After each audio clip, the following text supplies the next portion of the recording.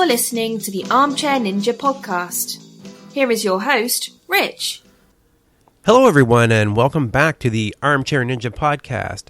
It is Thursday, May 19th, 2016. My name is Rich, and joining me once again this week is my co-host, Bijan. Are you excited for this week's episode, Bijan? I'm hyped, bro. Let's do this. What's up, everybody? Yeah, it is going to be an exciting episode. We have been hyping it for the last couple of weeks. And, I got to take an opportunity to use one of these sound files we haven't used yet.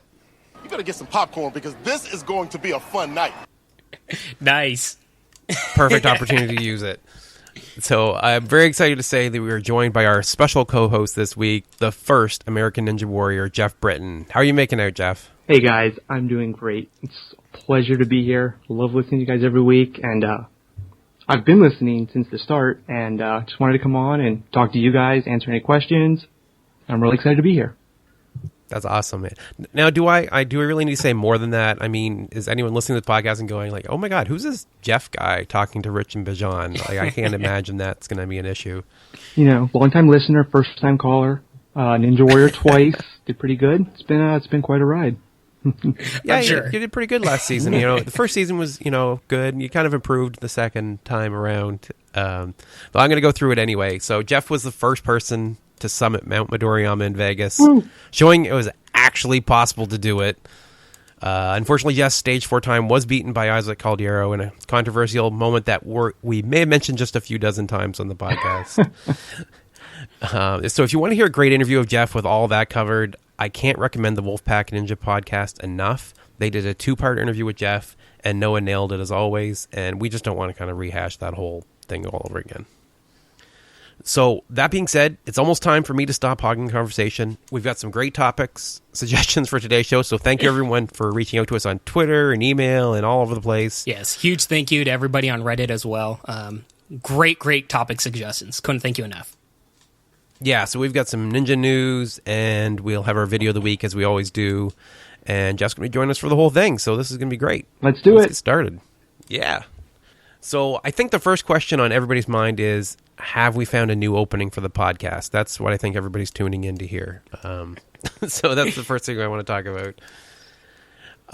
So I want to play one. You guys haven't heard it yet. Geoff and Bijan haven't heard this. I've got 2 intros to play.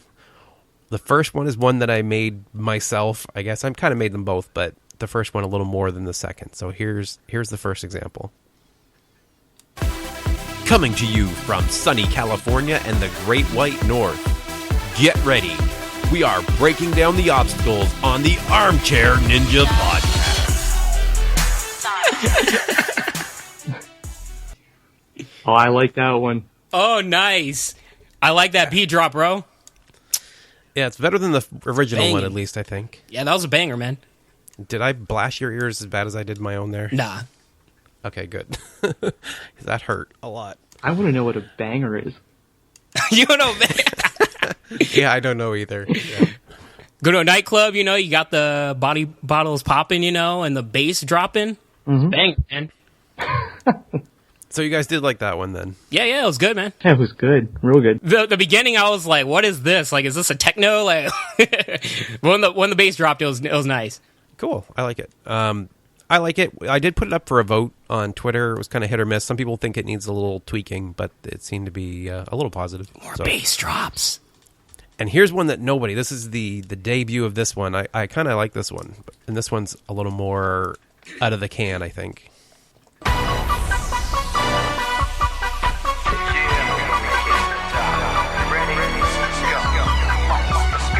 It's that time again, you better get ready, we gon' run the race. Another season of American Ninja Warriors underway.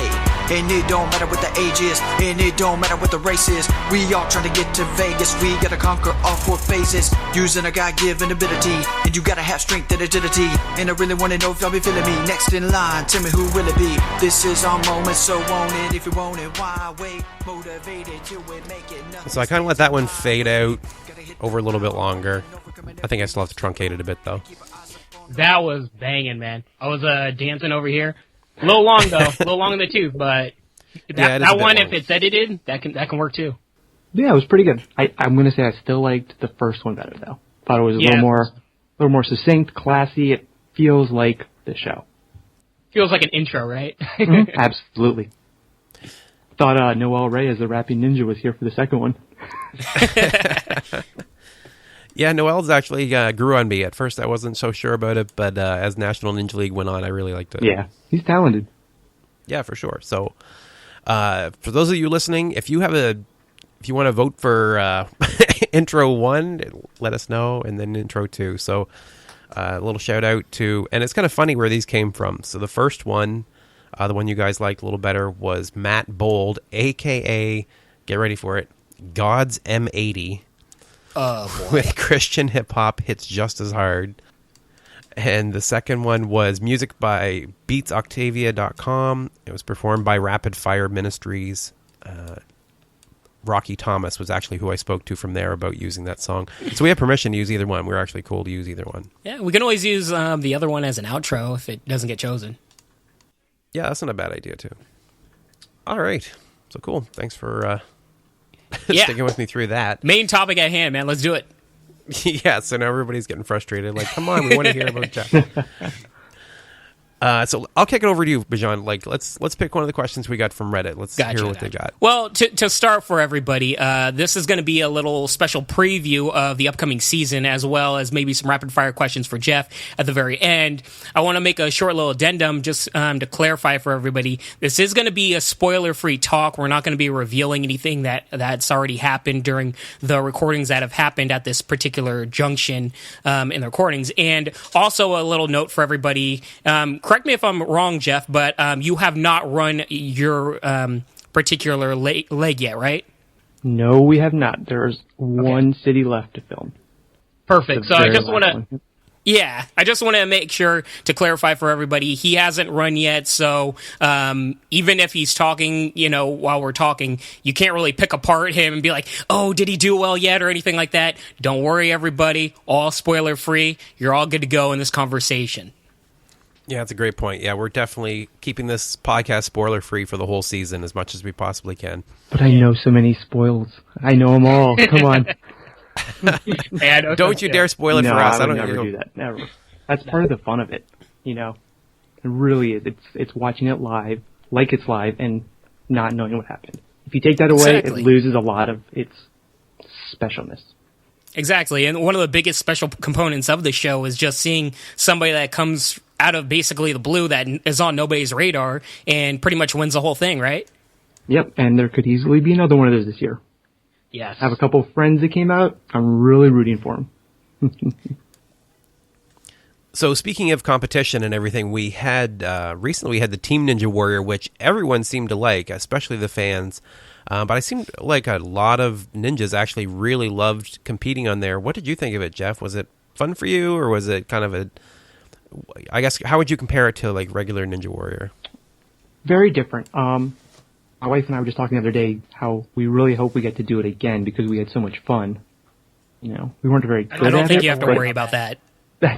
We'll see. That's okay. It was very much felt like an All-Stars special show. It was like all the big names were there, and I really liked doing it. It took me 2 runs. I wish I had a couple more runs because by the second run, I felt like I understood what you needed to do.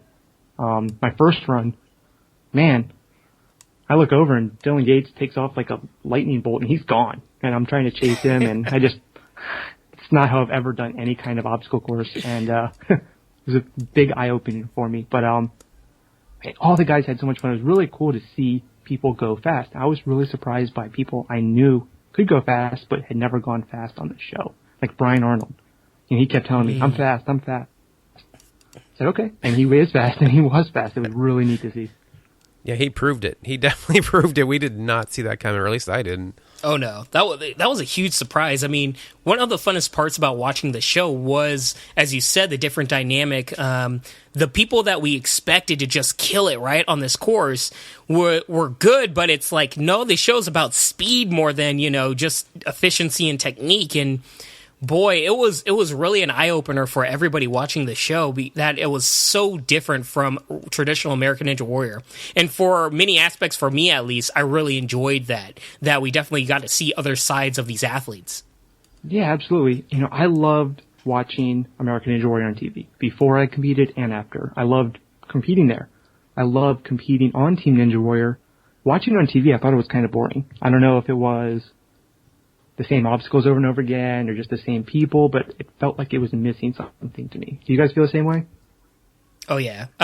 It was just basically the point where we saw the same obstacles every single week. And I think by episode 3 or 4, it got really redundant, where the only switch up from every episode were the teams, which was quite nice, but we needed just a little bit more. And I think next year they'll probably learn from it and maybe hopefully switch up some of these obstacles, because we only got one obstacle switch up every episode, and it just wasn't enough. I really hope they keep that particular obstacle. Do you remember the name of it, Rich? The ones where it's kind of like the Dancing Stones. You're probably thinking of, is it? Yeah, Dancing Stones. I was like, something stone, no. Man. That obstacle is so cool. No, it's the worst obstacle ever. No. It was a ninja killer for Please, sure. No. Yeah, they're tough. You try and go fast. No one's ever run across obstacles like that, right? I mean, you go nice and slow and you jump, but now we're sprinting across them at full speed with a guy running next to you. It was so fun to watch. Such a great dynamic, and watching, like you said, people that don't normally go fast are suddenly pressured to go as fast as they possibly can. It was absolutely a blast to watch. It did get repetitive after a while, and the scoring system needs some tweaks because it was a little too... You couldn't win the whole thing by yourself, but you could definitely get past the qualifiers with just a strong team captain for sure. Oh, absolutely. An anchor could carry you a long way in that. Absolutely. I think we saw that with, I was going to say Daniel Gill, but actually they didn't go very far. They lost. Yeah. But you definitely could see that. Who was it? I think it was Travis Rosen took them far. Yep. Yeah. Yeah, they had Adam Arnold though too. He's a monster. Mm-hmm. I don't think the world has seen his strength yet. Yeah. You know, Team Ninja Warrior, real quick, it reminds me of the first season of American Ninja Warrior. I think you guys reviewed that a while back, and it's kind of boring, yeah. Right? Like, it was really cool, it was new, it was exciting, but looking back on it now, it's a shadow of the beast that we currently enjoy. And I think you'll see the same thing with Team Ninja Warrior. It's going to get better and better and better. I completely agree. Yeah, for a first season, it really hit a strong note. I think it shows it has a lot of potential for sure. Oh, yeah. Just like the way the show is, you can definitely see that it's got its, like, you know, its hits and minuses, but it has so much potential and so much, I guess, entertainment value for a show that's still kind of getting its feet in the ground. So I definitely see next season it's going to be really, really big. So let me ask you guys a question. What do you think is going to be the biggest storyline of this year? Do you mean on Team Ninja Warrior? No, on the big show, in general? American Ninja Warrior. Yeah. What do you think they're gonna? Where are they going? Right. It has to be how these obstacles are. I think the big change or the big thing is going to be Stage 3 in American Ninja Warrior. Stage 2 and 3, I think, are going to be really different and probably really difficult. Yeah, so the big story this year, I think we're going to have a couple of favorites go out early again. I don't think that would be unusual to see necessarily, but I think we might see a Joe Moravsky go down. Let's not wish Joe any ill will, but I'm sure they said the same thing about Brent Stephenson, right? It can happen to anybody, right? Just a bad night, and the way everybody handles that, I think, is just so admirable. And I've said it before, you know, almost everybody falls. You're the only one that's never fallen in a season. But yeah, it's just the way that everyone's able to recover from that, and we get to. It's not that we want them to fall, but we just want that redemption, right? When we get to see Flip come back last season, it was so great to see him to get that redemption arc for him, and I'm really looking forward to seeing Casey do better this season, which we know she can do for sure. Yeah, you know, good point for that is I think we're going to see a female athlete go really, really, really far this year. Maybe the furthest out of everybody. Yeah, I really expect the women to really come out strong this year. It's funny, I know for a fact the women have been training almost harder than the men this year. They've been pushing so hard, and I've seen so many really strong, talented women, but the courses are so hard for them, and they have to be. It is what it is, right? Because if you make it a little bit easier, the guys will just roll over these courses, and it's a fine line. They do a very good job of it. But I agree with you completely. There's going to be a woman who's going to do incredibly well this year. So that leads perfectly into one of our questions we got from Cameron Aaron. Do you believe, and she was specifically directed to you, Geoff, we'll jump in on it as well. So do you believe a woman could win A&W? Yeah, we're not going to let you hang on that one alone. So you go ahead and answer it honestly, and we'll do the same. Oh, it's so tough. I mean, I've done it, right? And I barely thought I could do it. And I'm not trying to say I'm better than women, but I've competed with a lot of women, and I've never competed with a woman who was at that level of what it takes. I think women can get to stage 2 and do really well, and I think there's one woman who can crush stage 3. I don't know beyond that. If the stage 4 changes into something else, maybe. I've never met a woman who can climb a rope that high that fast. I don't think that is out there right now. See, that's perfectly pretty much what I was going to say. I think there are about 3 women that can crush stage 2 and 3. I think women are very, very much underestimated when it comes to stages 2 and 3. However, stage 4 right now, it's so specific in terms of what skill a person has to have. And the stage 4 really isn't represented in any of the other versions of Ninja Warrior. If you go throughout Sasuke or any of the other international competitions, it's usually a mix between the spider climb and a rope climb, or something's, switching it up. American Ninja Warrior is very specific, where it's just a rope climb, and it's going to be really, really difficult for somebody not with a particular muscular build to do that obstacle. And my one big hope is that they change up stage 4 a little bit this year, and if they do, I think a woman might have a good chance of doing it. But I will say this. I think people need to stop underestimating how far a woman can go when it comes to stages 2 and 3. I think there are a few that can absolutely crush it. Jessie Graff, Megan Martin, just in particular. I think, and Casey Catanzaro. Come on, Casey Catanzaro on stage 3. Come on now. She would destroy that. It's tough. I've never really trained with Casey or Megan. Trained a little more with Jessie a couple times, and I know how strong she is. And from talking to my friends out in Colorado, I know Megan could do very well, and I'm sure Casey could as well. I couldn't agree with you more. Stage 4, if I made one bet this year, it would be different. There's no way they keep it the same. That's like the history, like you said, going back to Sasuke. It used to be a short rope. Then it was a longer rope. Then it was a heavenly ladder or heavenly ascent, I believe they called it. And then it was the current modern-day incarnation of spider climb and a rope climb. That could change this year as well. They had a winner last year. Yeah, and I think Team Ninja Warrior kind of hinted to that. I think we're going to see a switch up for stage 4. Do you want a secret? No spoilers. Sure. So, when I was watching the finale, I had one of the executives from NBC came into the room. We were with Matt Eisman, Isaac, myself, his girlfriend, Jess, and I asked him, I said, are you going to do a spider climb and no rope climb on stage 4 next year? He looked me in the eye and he said, well, that's what everybody thinks we're going to do, so why would I do that? No, don't say that. Well, hey, as long as they change it up and surprise us, I'm good with it, man. It's not the same. A 100-foot invisible ladder. Go. Oh, geez. Oh, my God. Oh, the invisible ladder was brutal. Like, oh, my God, that took so many people out. Could you imagine, Absolutely, instead of a rope climb, invisible ladder, though? That would be... Absolutely. It would be. No, it wouldn't. Come on. There's a big difference, though. There's a difference. Oof. Difference is you haven't just done 10 obstacles or 9 obstacles right before it. So that helps a lot. Good point.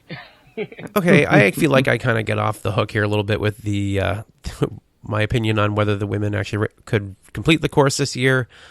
We have some strong women. We have, Jessie, and we have Megan and Casey, and I think Michelle Warnke will surprise us this season. She's done amazingly well and gotten so much further. We saw her do extremely well on Team Ninja Warrior. But I think stage 4 probably will be a killer for anyone trying to finish the whole thing. And that's no disrespect to them.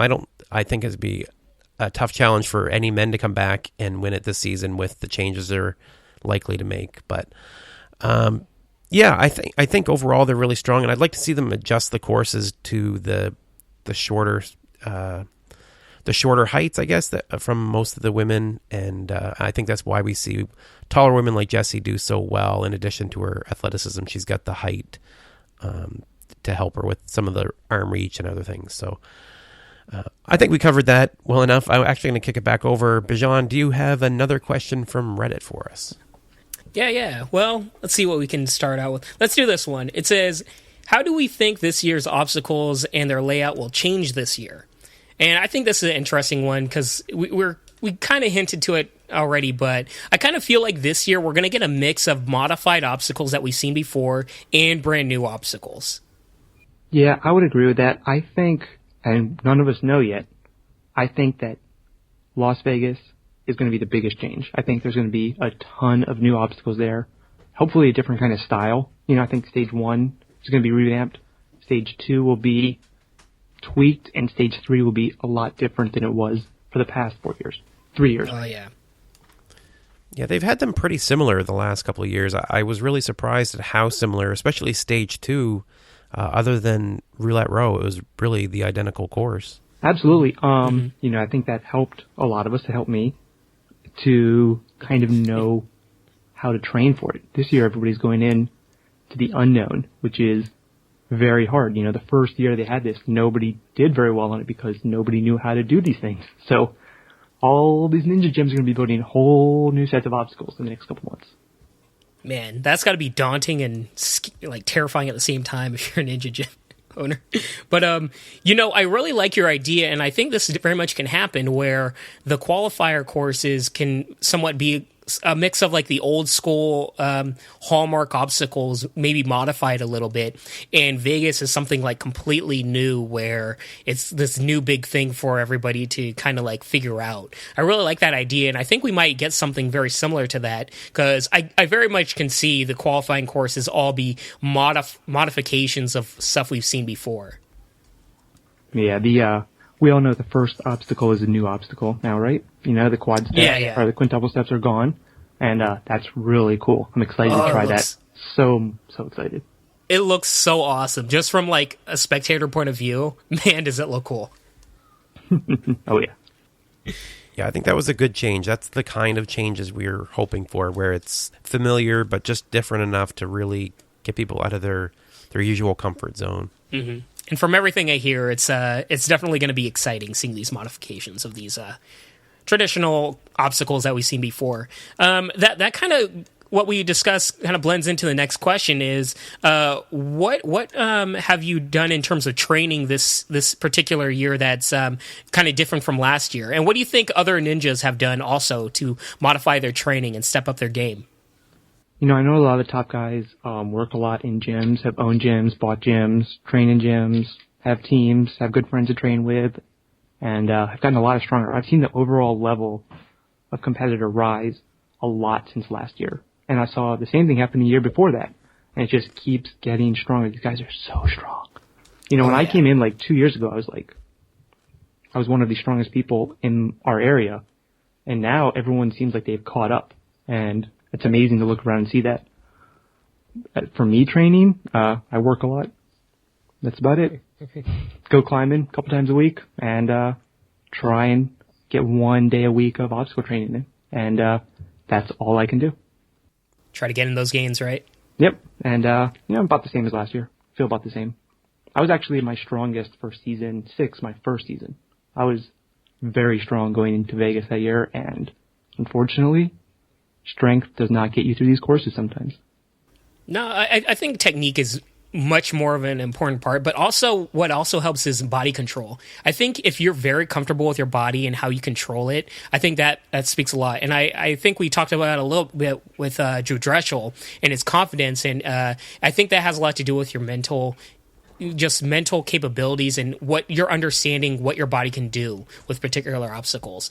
And that's one thing I've noticed with a lot of ninja training is just people testing their not their strength, but kind of like their control of their body in terms of different laches and transitional obstacles. I think that's one thing a lot of people have been training, or what I've noticed a lot of. I couldn't agree more. I have a theory about that. Do you want to hear it? What's up?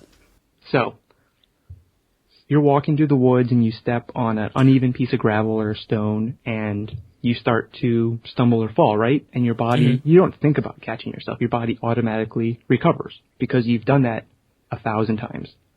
So when you look at these courses and you get on it and you're running across a balance obstacle and something goes wrong, if you're thinking about it or you haven't done that so many times over and over and over again, you're probably going to fall.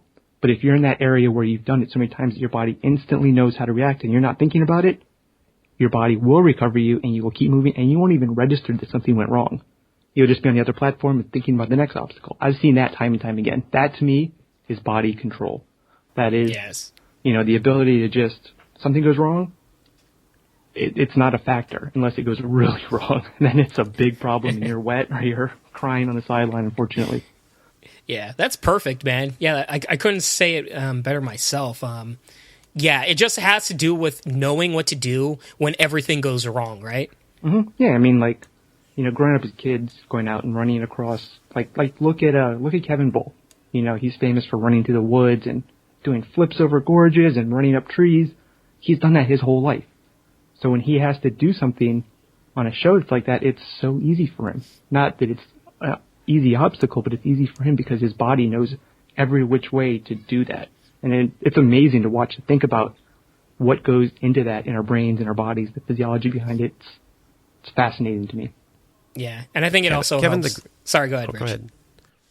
I was going to say, Kevin's a great example because we saw him get tripped up on Roulette Row on the second wheel, and you almost wouldn't know it because everybody else that got tripped up even a little, that was it, they were done. But he just readjusted on the fly and recovered it like we had seen nobody else able to do. It was pretty amazing to watch. Just like that body control that he has is just so natural. Oh, yeah. I'll tell you what, that was one of my favorite obstacles. Specifically because the previous years it had been a jump to a chain to landing to a platform. And it was a one-shot obstacle. And that's really hard to do, to have an obstacle that you only have one shot at. And they did it. And not only did they do it, they made it into an obstacle that you had one shot at, but there was different ways to do it. How cool is that? You could jump to the other one and have to crazily let go into a little platform, or you could span it and have a nice controlled landing. It was awesome. Mm-hmm. It's a huge jump too. I don't think you guys realize how big of a jump it was off the trampoline to that first one. It was gigantic. Oh, I can imagine. We both learned how the scale can get thrown off when we went to the local competitions and saw the warped wall in person and realized I had never really done the math before at how high that is. That's unbelievable. Yeah, it's intimidating, right? When you look up at the first one, you go, is that the same? Almost everyone says, is that the same height as the one on the show? Yeah, it is, really. That's exactly. It looks really tall. I literally went and asked the gym owner that. I went and said, is that regulation or did you guys ramp it up a bit? I don't understand. Same thing I asked Rich, same thing. Man, that warped wall is terrifying. The first time I went up to it, I'm like, there's no way I'm running up that and not breaking my neck. But props to anybody that can do it. But you've done it now a few times, right? And now it's fun. Well, warped wall, no. Oh, you haven't done it? Oh, come on. You just need some good shoes. You'll get up it fine. Yeah, I feel like I would. For me, I just need to get over that hurdle of don't break your neck. I think it'd help if I had a mat underneath me or something, if I fall. But it's more of I run up halfway and I'm like, yeah, I'm not going to try that jump. But I have all the confidence in the world I can do it if I absolutely had to try. Do you know what? That's another story. You just segued into the secret to success on American Ninja Warrior, and that is commitment. You have to commit 100% on every obstacle or you will fail. And that's hard to do. Mm-hmm. Yeah, the hesitations are what usually kills. We've seen that time and again where someone starts to transition and changes their mind and only shoots one hand over instead of both, and that's it. They're out. Yeah, it happens on a lot of different obstacles too. And you see it. They kind of pull back. They hold back, and man, it's rough. You got to go for it. Okay. One thing I wanted to bring up was the National Ninja League. That was obviously a big part of the podcast through the off season. We were talking about it and watching Chris Wilczewski's videos every week. Absolutely loved the videos. It was great to watch it happen. And of course, we have our first national champion here, Geoff Britten, who won the men's division, and Jesse Lebrecq. And I'm going to get to see both of you compete in Philadelphia. How cool is that? Hey, what's up, good blobs? How you doing? This is Chris Wilczewski. Yep. Blurry face. What is with that glib Who blobs? knows? Is that what he's saying there? Yes. You ask him. I am going to ask him, for sure. I would love to know, too. I love Chris. I'm trying to get him to come train with me tomorrow, actually, but he's hedging. He doesn't want to do it. You're going to show him up, that's why. You know what, though? That brings up a good point. There really isn't any of that. It's never, I don't want to train with this guy because he's better than me. You want to train with the guys that are better than you because they're going to push you. And it's fun. You know, that's the spirit of this. Mm-hmm. And more importantly, they can always give you pointers for technique. Oh, right? absolutely. Yeah. Chris told me there was no way I would win the National Ninja League. He's like, you suck. No. I mean, I agree with him, actually. He's like, stage 1, you can't do it. And he was very close to being right, but I got lucky. Then he said stage 2, you can't make the big jump. There's like a huge jump to a giant box, and somehow I got past it. And then he got to stage 3, and he said, you're going to win. Oh, man. That's hilarious. Hey, Geoff, side question for you. What's the hardest stage on American Ninja Warrior for you? Every one. Every single one. The hardest stage is the qualifiers, and then it's the finals, and it just keeps going. I feel you there, man. Yeah, I guess it wouldn't get easier as you go along, I guess, so it would always feel like it was the hardest one you had to do, right? Yeah, I mean, physically, stage 3 was the hardest. That really took it out of me. I was extremely exhausted after that, but a city finals course is always hard. It's a lot. You know, you never really do a course with that many obstacles, and they're pretty hard. Like, you have stage 1 is almost as long, but the obstacles are, I don't want to say easier, but they're more of a running and jumping instead of running and jumping and doing upper body. You know, you get to the last obstacle, the invisible ladder, and your arms are dead. I've never really seen anybody get there fresh. So, I'd say those 2 stages are the hardest. That's why there's so few people with the badges on. They're hard. Are we in a little bit? Yeah, I forgot about the badges. They don't really, you know, they wore the badges and stuff, but they don't seem to matter as much. Are they like a symbol of pride in Vegas? Are they something you guys kind of rib each other about a bit or anything? Yeah, I think anybody without one kind of looks at someone with one like, oh, nice badge. Must be nice. But you know what? It's kind of how I feel about that is the exact same way I feel about this season. It's a clean slate. You get to Vegas, everyone's on the same playing field again. You know, there's no favoritism. None of that matters what you did. And the same goes to this season. It doesn't matter how you did last year. It's how you do this year. Yeah, it's one thing I noticed. So I went back and I was actually using the ANW045.com website to try to figure out if there were any underappreciated ninjas. I kind of felt like there's got to be somebody out there who's done really well and is never featured. And I found that they actually are way more fair than I ever would have given them credit for, as long as you consider the fact that Vegas is all that matters. So anyone that's done well in Vegas has been featured pretty prominently on the show. You have their backstory. You have an idea of who they are. Mm-hmm. Yeah, I would agree with that. And which is funny because Vegas is actually such a small part of the show. You know, it's 3 episodes, right? Compared to 10 other episodes at the least. And that it gets built up into that one moment. It's interesting. Yeah. I like how they do that, though, where it is very much a level playing field. And I think that's what a lot of people appreciate about the show, is that it's not skewed to one particular person or maybe type. I mean, I know we give the course gives a lot of favoritism towards rock climbers, but the course itself is not geared exclusively to rock climbers. I mean, you know, Isaac, the guy who won the million, he in the previous seasons didn't do particularly well in the very beginning stages just because it wasn't geared to his skill set. So I do like the diversity with it, and I think this particular season we're going to see a little bit more of that type of mix up. Absolutely. You know, he's a perfect example of, you know, he was in Vegas on stage 2 twice. No, he fell on stage 1 the first year, right? Stage 1, stage 2. Stage 1 and then 2. And, so he knew what it was, and it still took him 3 seasons to beat it. And now you have potentially a whole new course. There's not going to be a winner this year, guys. Sorry. Oh, trust me, I'm the same. I feel the same thing. If you look at Sasuke and everything else, it's like traditionally after winter, man, it is rough. And you know what? I hope it's like that. I hope it becomes an impossible course again because it's exciting. Yeah. I think stage 3, just in stage 3 in particular, I think is going to be really, really hard. Now, you guys are the 2 Sasuke maniacs, so correct me if I'm wrong, but didn't somebody actually win it back-to-back? Yes. Oh, boy. Not back-to-back. Well, not back-to-back, but he won one season. Yuji. And then, yeah, Yuji... I butcher his last name, but he won a season, then he lost the following season, and then he won the season after that. Mm-hmm. Oh, okay. Correct, right? I think so. I'm not exactly sure how he won, but I know he won twice, and he's the only person who ever done that. Yeah. Mm-hmm. And he is great. Man, I would kill to see him run the course in American Ninja Warrior.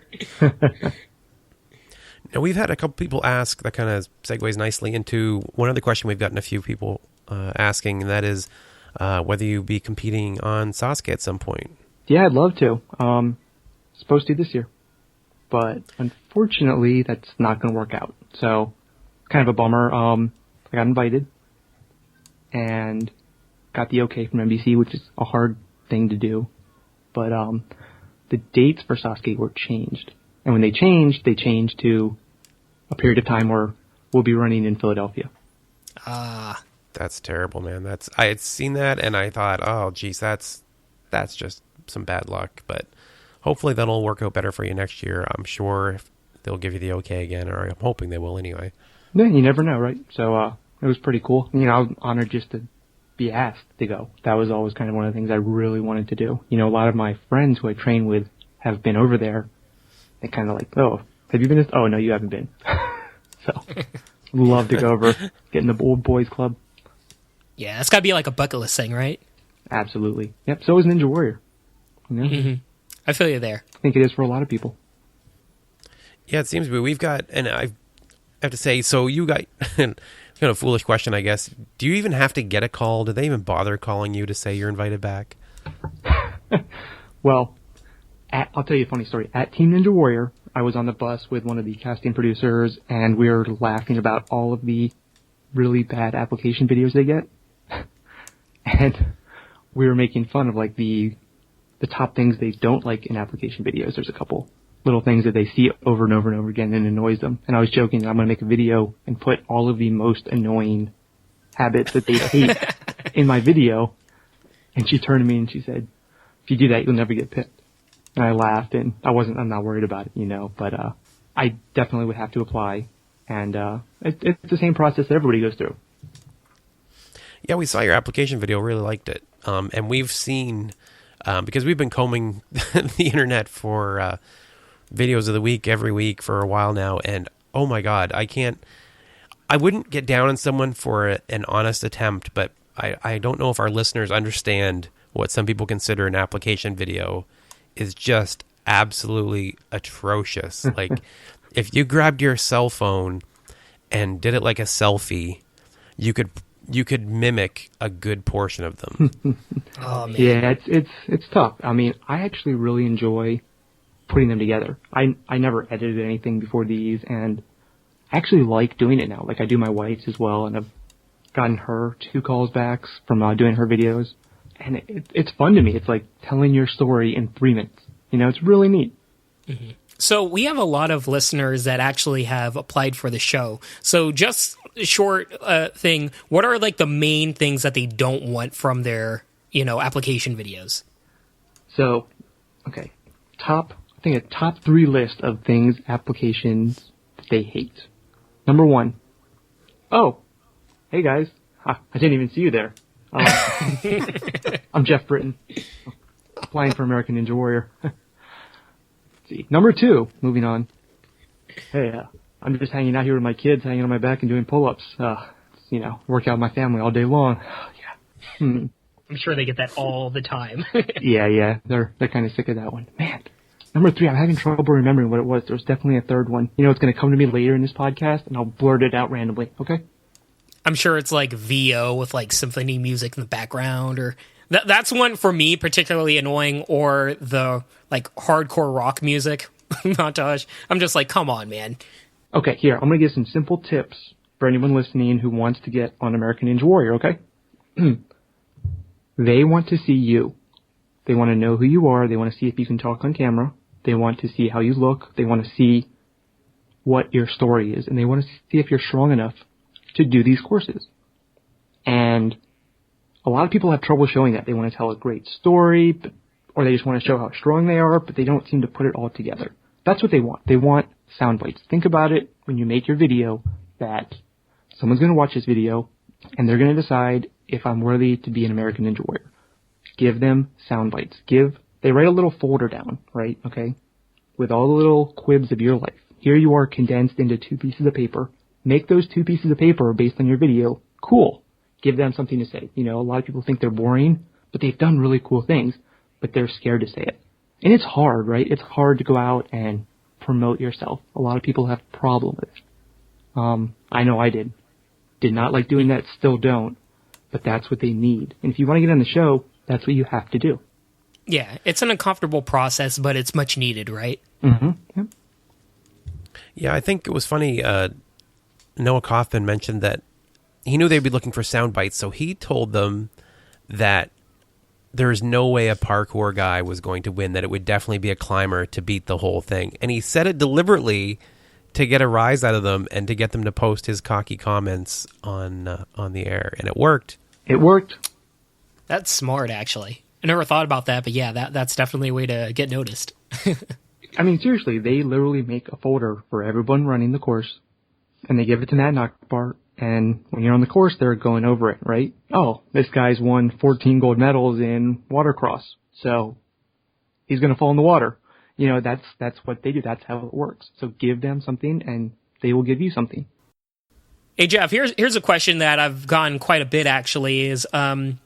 Well, it's kind of like a two-way question, which is, how's training for your wife doing? And also, are there any particular tips that you've been giving your wife in terms of training for this particular season that you may have gotten with your past experiences with American Ninja Warrior?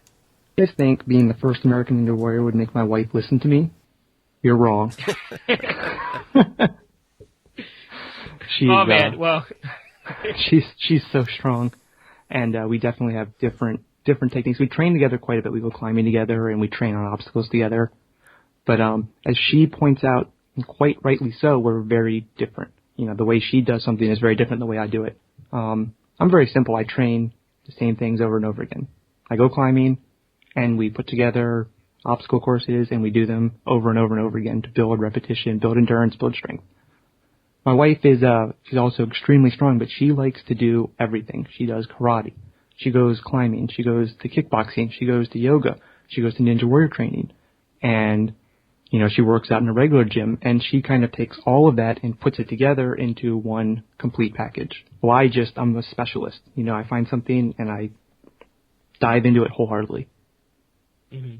And she won't. Sounds like I'll just say this. I'm going to laugh and cheer because I'm a big fan of your wife. If you fail on stage 1 and she goes to stage 3, man, and she's like, my training was better, man, because I was all around, I am going to die laughing. She's beaten me at competitions before, so it wouldn't be the first time. Yeah. Special shout out to Jess. She's awesome. She is awesome. Yep. Yeah, we've seen her do some pretty amazing coursework, so we're hoping to see her be the next woman up the warp wall this season. Oh, man, I hope so. Nothing would make me happier. I've always said that if jumping in the water off the steps could get her up that wall, I would do it in a second. I would love to see her do well. Mm-hmm. Yeah, I'm pretty sure we'll see at least one more. I think we'll probably see a few more women make it up the warp wall. Yeah, I say at least 3. Okay, so the next question I had actually is from Eddie Hilburn, who was our video of the week last week. he asked, what are your nutrition goals in the week leading up to and on the day of a big competition? Do you change your diet up at all? I am not the healthiest eater. I'm not going to lie. People have had me on record before. I like to eat McDonald's, and I definitely try to be healthy. And as it gets close to competition time, I drink a lot of the green drinks, to get my veggies, and take multivitamins and do all the basic stuff that everybody else does. Try and cut out desserts, lose a little weight, and but no, I really don't. To me, being comfortable and happy is much more powerful than losing another half pound of fat somewhere. I'd rather be comfortable. Like, I always want that extra to be able to train and push. Not to say, I'm really chunky or anything, but that to me is like, I don't want to be on that edge. I want to have enough for more and more. One thing I've noticed actually is when I go to these competitions like the National Ninja League, I lose weight rapidly. I'll lose 7 or 8 pounds over the course of that weekend. There's stress, nerves, and so I try and go into them a little heavier just because I know it's all going to go away. Yeah, one thing I can speak to that is because I do a lot of Spartan race training and, different types of training, Tough Mudder, Spartan, all that stuff. One thing I've always put more importance on rather than just almost an extreme healthy diet. Obviously, it's important a diet is healthy, or like a healthier diet, maybe protein diet, something like that, right? But what I find more important is just comfort in your body and not suffering through it.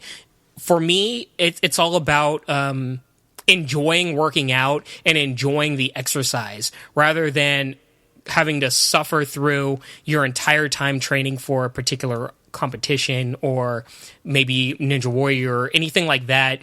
You have to find a sensibility of comfort and enjoyment from it. And if you're not enjoying it, I find it's going to be really, really difficult to do well.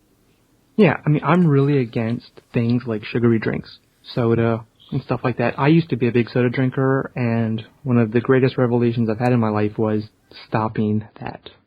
And I couldn't agree more. There's not much good there for you. Drink water. I drink a lot of tea, unsweet tea, and you don't need it. Mm-hmm. Have you ever tried drinking Mountain Dew lately? After just drinking water, I tried Mountain Dew the other day, and it was so incredibly sweet. I was like, how do people drink this? How did I drink this when I was younger? Oh God, it was. Yeah, It's a huge difference when you cut out sugar. That's one thing I definitely have done is cut out sugar. Maybe that's a hidden little secret for everybody. Just try to watch your sugar intake more than anything else. Absolutely. That's probably the best thing you can do for yourself. So Geoff, what's your take on at Taco Bell? They have these tacos that have like a Dorito shell. Uh-huh. Oh, I love those. Oh, they're bomb. Oh yeah. I work late nights sometimes. Coming home. My wife will make fun of me because we'll get in my car sometimes and she'll pull out the wrappers, the evidence. Oh, you saw Taco Bell. Yeah, been there, done that. I can't believe you. So you do it too. I was trying to give Bajan a hard time here because I know he eats those things. I can't believe you guys eat those.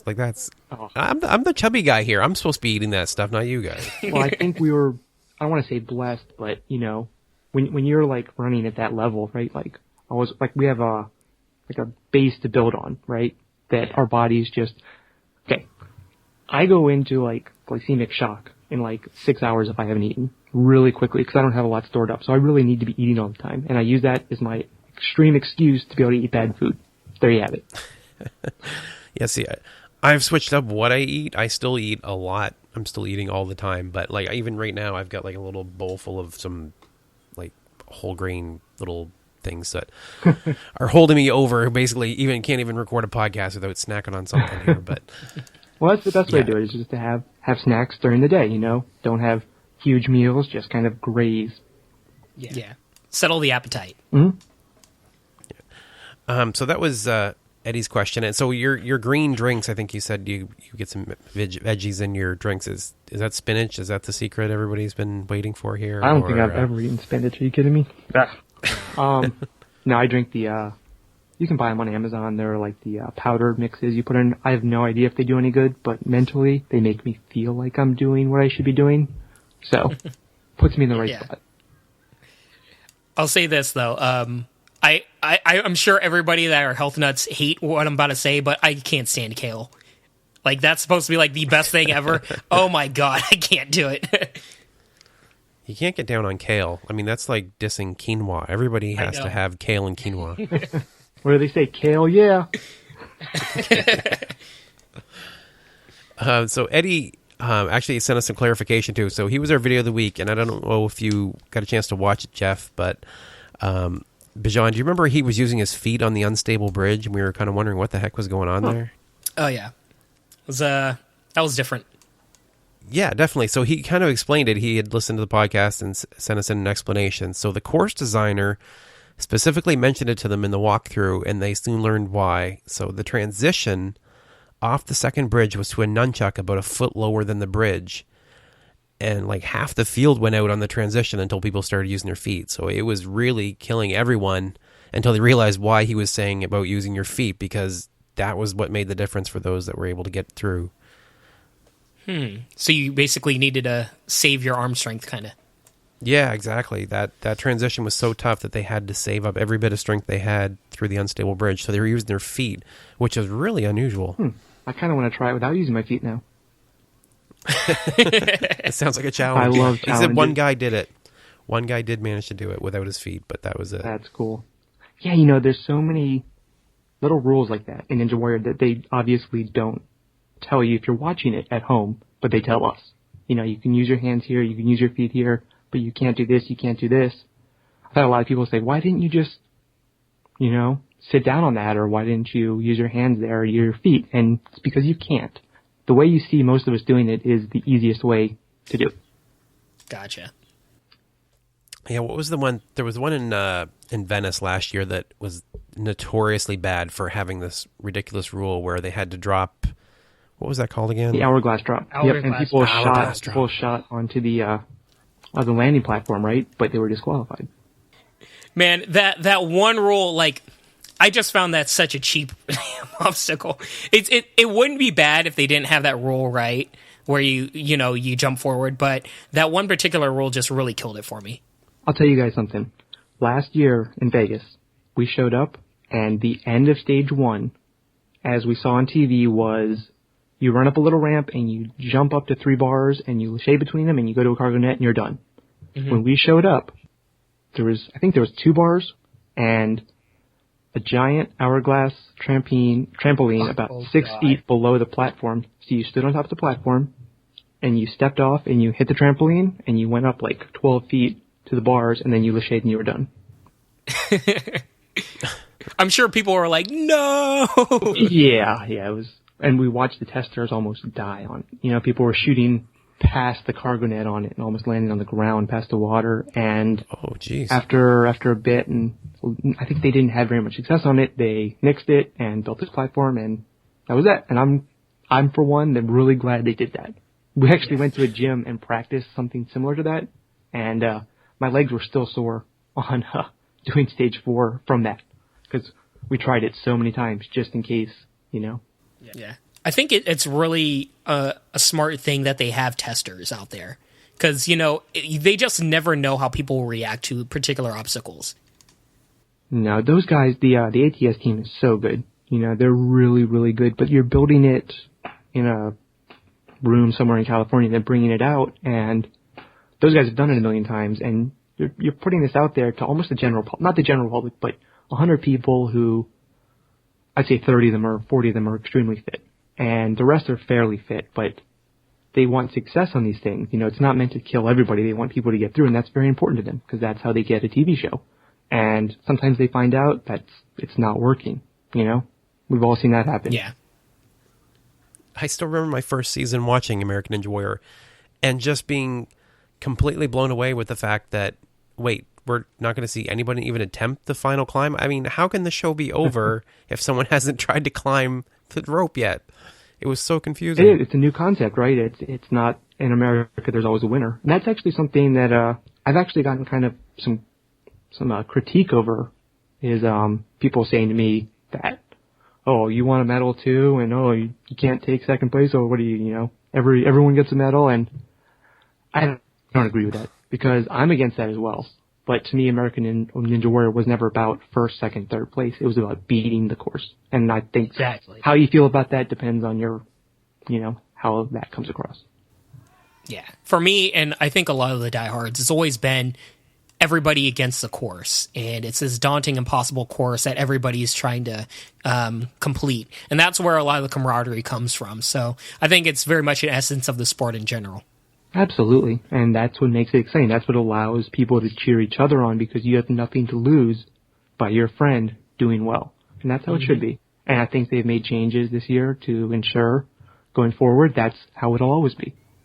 Oh, I'm so glad to read it too. The changes are like just so good. So yeah. Okay, so let's move on. We've really been going, and thank you, Geoff, for spending so much time with us. We've actually gone quite a bit longer than we intended here. Yeah.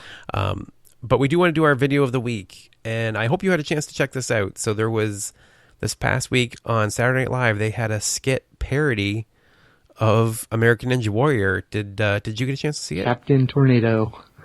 Captain Tornado, exactly. So awesome. Yeah, Jeff Metcalf, as I said, from Beasley, Texas. He used scraps of wood to build an obstacle course, and his friends and family were there wearing T-shirts with his face on them. I thought it was a perfect send-up. Like, it couldn't have been more spot on. Even the guy's Matt Eisman impression was pretty good. Yeah, can't compare to Akbar, though. No one can impersonate Akbar. It's impossible. It really is, man. Akbar is so his own character, right? Oh, it's business time, Matt. You don't wear a shirt when it's business time. It's still one of my favorite. If I'm ever on the show, does that mean I'm going to have to, take my shirt off? Just to get him going? If you're on the show, you should get to the top of the warp wall, take your shirt off, look at Akbar, and say that to him. That would be Point awesome. to him too, right? Yep. That's, Oh, yeah. That's like the go-to thing, right? Yep. I see you.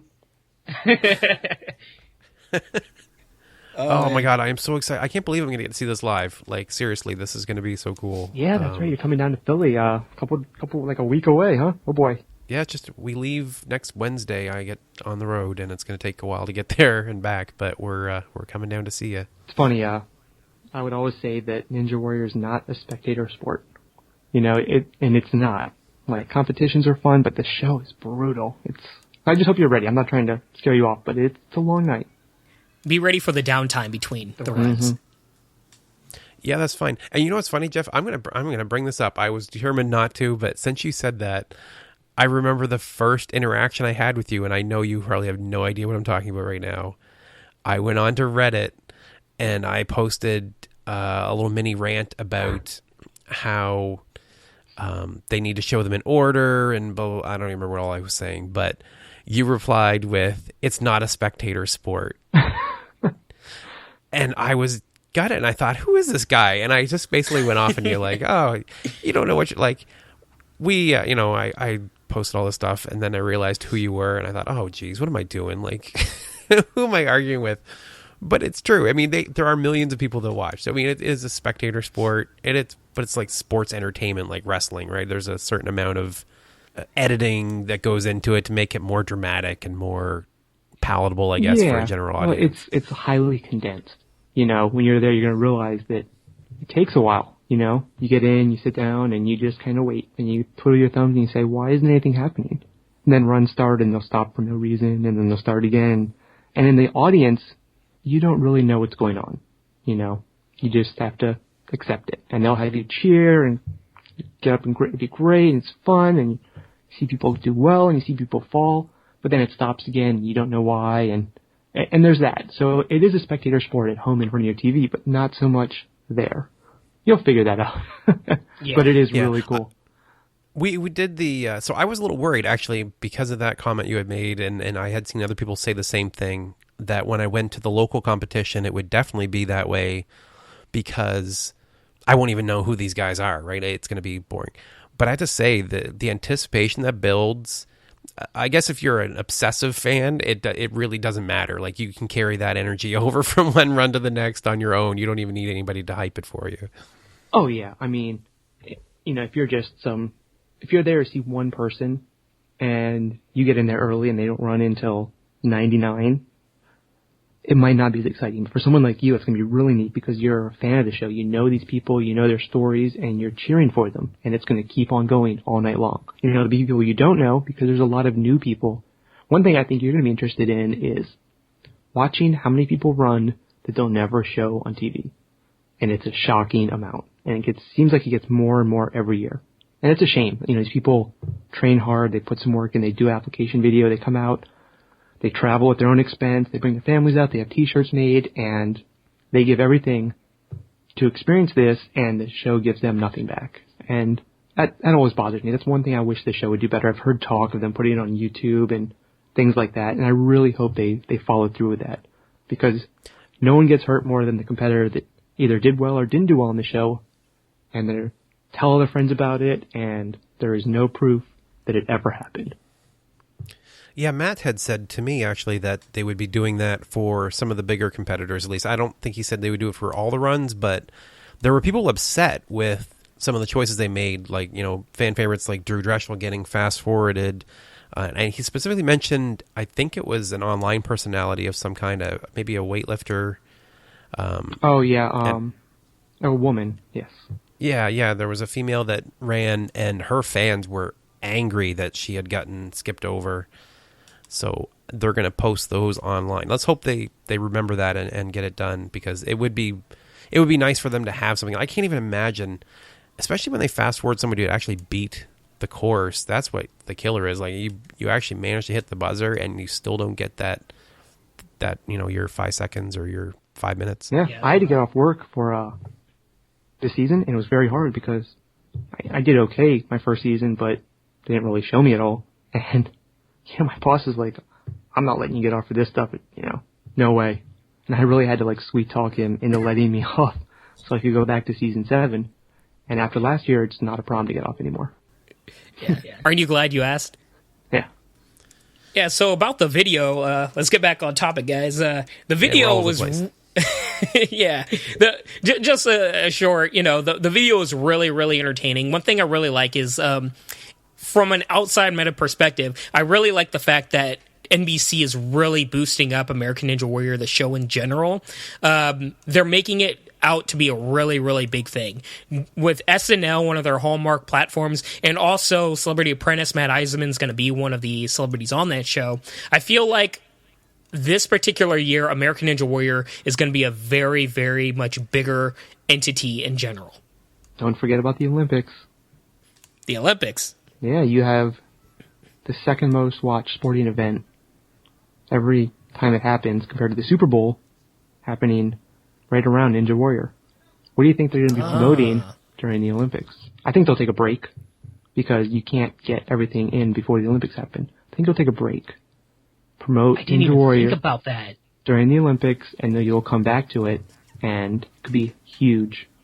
It's hard to say. They do some strange things, especially, I mean, it's not NBC, it was Esquire, but like the Team Ninja Warrior thing, I don't understand some of their promotion decisions sometimes, and even specifically about you, actually, come to think of it, because they don't seem to feature you prominently in some of these ads, which doesn't make any sense to me whatsoever. Well, I'm boring. I mean, I'm like, you know, I'm a dad. Like, I don't really tell them what they want to hear. I don't go out there and say, I did once, and I still get grief for that, you know. I'm not cocky. I'm always like, we'll see how I do. You know, I don't know. Try my best. And actually, tonight I was on the call with one of the executives, talking about this season coming up and what to talk about during interviews and stuff. And he's like, man, you got to give me something this year. Like, I need something. Well, that's fair enough. I mean, but they've got footage, right? They've got your hands. I mean, that was one of the most epic things we've ever seen on the show, is when your fingers are just about to peel off that bar, and then you manage to make it anyway. That was exciting, wasn't it? Yeah. Oh, that was my favorite moment of the entire season. More like, maybe even more so than you guys hitting the buzzer, was just the anguish in your face and how you gutted through it. Because for me, that's always the biggest part, is the journey and just fighting through the pain. Oh man, I swear I aged a year on that one obstacle. It was crazy. Anyway, so back to the video of the week. I loved it. You know, I love that we're at the point now we can kind of poke fun at it, you know, where you have these big guys and he's out there, and I hoped he did a little better. I thought he had a chance at running on water at the end, but unfortunately, he didn't. Man. Yeah, and I hope nobody takes that personally, because it's definitely, it is great to see some of those stories on the show, but it is ripe for being poked fun at, because it does happen so often where there's somebody you really want to see them do well, and they just don't. They have a great story, but it just doesn't work out so well with them when they actually get on the obstacles. It's so hard, Rich. I mean, Bijan is a test of this. Like, people go out and do these local competitions and local courses, and they're maybe harder, maybe easier, but people fail there. And that's in the comfort of their home gym. Not in front of all these people, all these lights, all these cameras. Elliot Hall said it best. Some people forget to breathe, and it's excruciatingly hard to hit one buzzer, let alone more than that. And everyone who thinks it's not, I say, come out and try. Yeah, that is no judgment from me. I would miss that first step. I guarantee you I would hit the supports. It would be a horrible mess. I would be the first one taken out in an ambulance that night. I can guarantee you. Real quick, I got to help train, my wife and I did, an author who's doing a big piece about American Ninja Warrior. And he got to compete in Atlanta this year. Not as a real competitor, but as they let some, not celebrities, but like news anchors and, journalists compete. They let them on the course. And this guy was decently fit. He trained pretty hard with me a couple times, and I thought he would do okay, and he did horrible. I mean, it's hard. It's hard for fit people to do. All right, so that is it for this week. So thank you, Geoff, for joining us. It was absolutely a gift to have you on the show, and I'm sorry for keeping you so long, and we're going to try to edit this down into something everyone will be able to listen to. Oh, no, Yeah, thank you guys. Oh, sorry, I was just about to say. I'm going to talk now. So, no, Sorry, thank Geoff. you guys so much. Thank you guys so much for having me. It's like I said, I look forward every week to listening to the show. I love the fact that you're doing this. Thank you for that. More people talking about Ninja Warrior is great. It gets kids out, being excited, outdoor, playing on playgrounds, and I love that. So thank you. Yeah, and huge thank you to you, Geoff. It was really an honor having you on the show, and it's really cool talking to you just about Ninja Warrior and everything, from the perspective of not just a competitor, but a winner, It's really cool to hear your perspective on everything, and man, I am going to be rooting for you wholeheartedly this upcoming season. Well, thank you. And if anybody ever has any questions for me, I'm pretty easy to find. Reddit's always a good place to ask me questions. You can find me in one of the Ninja Warrior threads there, or Instagram, Facebook, whatever. I'm pretty Googleable. Ask away. I usually answer everyone's questions, and I'll help you out as best I can. Yeah, do you have any plugs for your Instagram or your Twitter? Geoff Britten. Ninja Geoff. Nice and easy, right? Yep. There you go. Very easy to find. What is it, Geoff, not Jeff, I think, on one? Yeah, that's my right. name on Reddit. Yep. All right, so wrapping it up, we've got one more episode before the season actually starts, and it is one more. Yeah, we got one more. They're starting with LA, I believe, June 1st. Yeah, June 1st, and we're going to be doing Spartan Race as well when that starts up mid-June, and they are being really skimpy with some of the info on that, so we'll report that back as we get it. I'm so ready for that show. I don't even know what happened in that. I have some good friends who competed. Should find out. Yeah, see, they're not even promoting it within the... even the people that were on the show are not really talking too much about it. No. I think Team Grit on Twitter is about the only thing I've seen really consistently communicating anything. So our next episode will be about my pending trip to Philly and who we're going to see there, including Geoff Britten and Jesse LeBrack, Joe Moravsky, Chris Wolcheski, Jamie Ron. I think there's going to be a ton of people there to meet, and some of you have already reached out and said that you'll be there as well, and looking forward to meeting all of you when I am. So if you'd like to reach out to us, you can reach us at rich@ninjapodcast.com. We are on Twitter. That is @ninjapodcast. We are on Instagram, and our website is ninjapodcast.com. So once again, thank you all for listening, and I hope you have a great week. Peace. See ya.